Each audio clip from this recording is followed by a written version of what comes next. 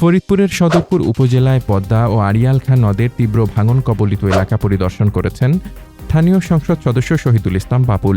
রোববার সকাল 10টায় তিনি ক্ষতিগ্রস্ত এলাকাগুলো ঘুরে দেখেন এবং নদী ভাঙনে ক্ষতিগ্রস্ত অসহায় মানুষের খোঁজ খবর নেন। ভাঙন কবলিত এলাকা পরিদর্শনের সময় সংসদ সদস্য ক্ষতিগ্রস্ত মানুষের দুর্দশা ও কষ্টের কথা শোনেন এবং পাশে থাকার আশ্বাস দেন। তার এই সফরে উপস্থিত ছিলেন সদরপুর উপজেলা বিএনপির আহ্বায়ক কাজী বদরুজ্জামান বদু, সদস্য সচিব তরিকুল ইসলাম কবির মোল্লা সহ স্থানীয় অঙ্গ সংগঠনের নেতাকর্মীরা।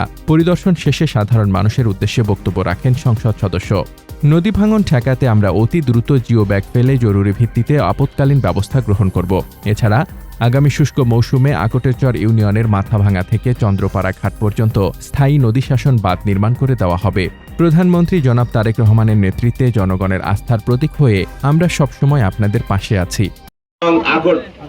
নারকেলবাড়ি ইউনিয়ন তো আমি চেষ্টা করেছি এবং বেশ কয়েকটা প্রকল্প নদী এই ভাঙন রোধের জন্য আপাতত প্রকল্প আমরা কাজ হচ্ছে এইখানেও আমরা করে দেবো ইনশাল্লাহ দ্রুততম সময়ে, যাতে আপাতত ভাঙনটা রক্ষা হয় এবং দীর্ঘমেয়াদে যাতে একটা পার্মানেন্ট বাঁধ তৈরি করা যায়। সেই জন্য বড় প্রকল্পের জন্য আমরা চেষ্টা করব যাতে এলাকার মানুষ আর যাতে ভাঙনের মুখোমুখি না হয়।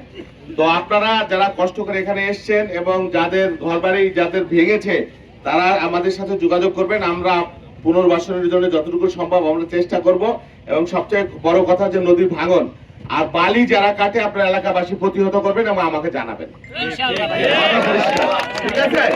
আমরা ব্যবস্থা নিব। Thank you very much.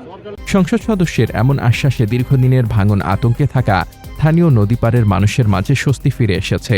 তারা নতুন করে বুক বাঁধছেন বাঁচার আশায়।